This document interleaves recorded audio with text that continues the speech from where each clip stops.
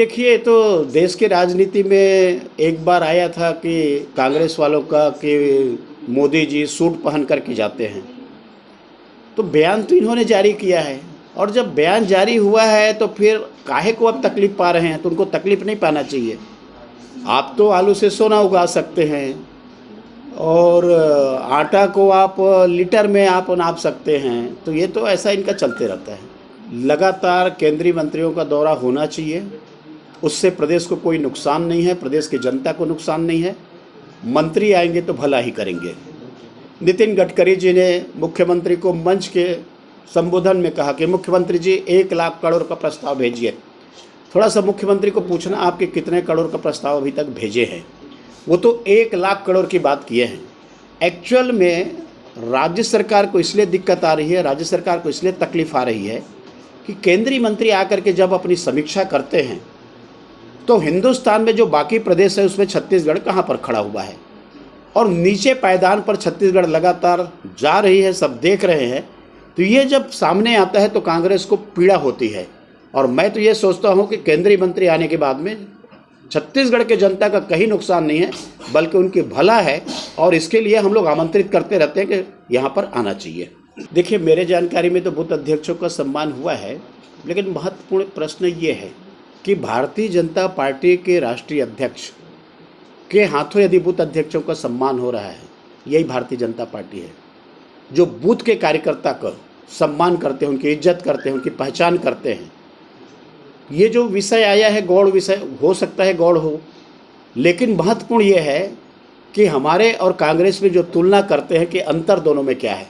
नेता नहीं, बल्कि जिनके दम पर पार्टी खड़ा हुआ है, जिनके बल पर चुनाव में जीत करके आते हैं, ऐसे कार्यकर्ताओं का अभिनंदन सम्मान करना ये केवल भारतीय जनता पार्टी में हो सकता है। शायद वो समन्वय बैठक की परिभाषा ही गलत दिशा में बोल रहे हैं। या तो संघ के उसके कार्यों के बारे में, संघ के संस्कृति के बारे में, संघ के कल्चर के बारे में जानकारी मुख्यमंत्री जी को नहीं है, ना कांग्रेसियों को है।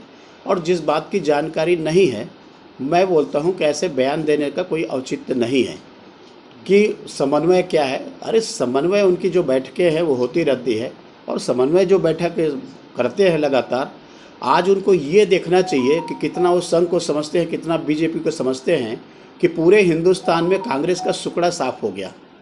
इसलिए पहले बीजेपी को समझ ले, उसके बाद में कांग्रेस को संघ को समझे। गणपति भगवान की पूजन कहाँ से शुरू हुआ, शायद इतिहास उनको मालूम नहीं होगा। महत्वपूर्ण भूमिका रही है कि विघ्न विनाशक भगवान गणेश जी की पूजा, इस देश की आज़ादी संगठित करना और इसके लिए फिरंगियों को यहाँ से भगाना। आज बच्चा बच्चा हर घर में गणेश जी बैठाते हैं, और कोई भी कार्य जब प्रारंभ होता है तो सबसे पहले पूजा गणेश जी की होती है। और गणेश जी की जो पूजा करते हैं तो निश्चित रूप से उनका आशीर्वाद भी उस परिवार को मिलता है। लेकिन गणेश जी की पूजा इसे तो नहीं किया जाता कि कुलसित मन से नहीं किया जाता, स्वच्छ मन से किया जाता है। देश की समृद्धि के लिए, सुख समृद्धि के लिए, प्रदेश के सुख समृद्धि के लिए, समाज की समृद्धि के लिए, परिवार के सुख समृद्धि के लिए किया जाता है। और मैं समझता हूँ कि जो पूजा किया जाता है तो पूजा का भाव भी यही रहना चाहिए कि सर्वधर्म समभाव वसुधैव कुटुम्बकम। इसके आधार पर हमारी पूजा पद्धति है कि सभी का भला हो, इसके लिए पूजा किया जाता है। लेकिन शायद उनकी सोच कलुषित हो, वो जाने। और किसी के ये कहने से कोई नहीं हटता, ये तो पार्टी में निरंतर प्रक्रिया है सतत परिवर्तन की, और ये चलते रहता है। निश्चित रूप से यदि इसमें बात आए तो गलत क्या है? अपने संस्कृति को, इस देश के धर्मों को, इस देश के आचार विचार को पाठ्यपुस्तक में जोड़नी चाहिए, पढ़ानी भी चाहिए, और लोगों को जानकारी भी अपने अपने धर्मों की होनी चाहिए। एजेंडा सब पार्टी की अलग लगाएगी, और हमारा जो एजेंडा है, आप देखे हो कि 15 साल हम सरकार चलाए हैं। इस सरकार में हमारा विकास कर रहा है। आज पूरे तरह से छत्तीसगढ़ में विकास कार्य ठप हो गया है। सड़कें जो बनी हैं उसके गड्ढे पाटने की स्थिति में नहीं है, मरम्मत, बरसाती मरम्मत भी कर पाने की स्थिति में सरकार नहीं है।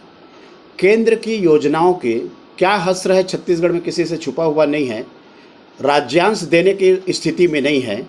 अब ये भगवान राम की बात करें, कृष्ण की बात करें, सुदामा की बात करें, आदिवासी की बात करें, पूर्वज आदिवासी की बात करें, ये बातों को छोड़ करके जो आपने घोषणा पत्र जारी किया, उस घोषणा पत्र के ऊपर में अमल कितना किया, ये मुद्दे पर विचार करना चाहिए, इसकी चर्चा करानी चाहिए।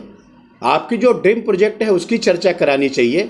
3 गौठानों में आपने बिजली लगा दिया, उसकी चर्चा करानी चाहिए, दिखाना चाहिए पब्लिक को लेकर के हम गोबर से बिजली बना रहे हैं। तो ये मुद्दे से भटक रहे हैं और किसी मुद्दे में जाने की ज़रूरत नहीं है। इनका भ्रष्टाचार, प्रदेश का विकास कार्य ठप, प्रदेश को लगातार कर्जे में ढकेलना, मैं समझता हूँ इतना पर्याप्त मुद्दा है कि हमको कहीं जाने की ज़रूरत नहीं है। ये सरकार अपने आप पच्चीस जनता करेगी इसको। इनके जो कथनी और करनी का जो अंतर है वो दिखाई देने लगा है।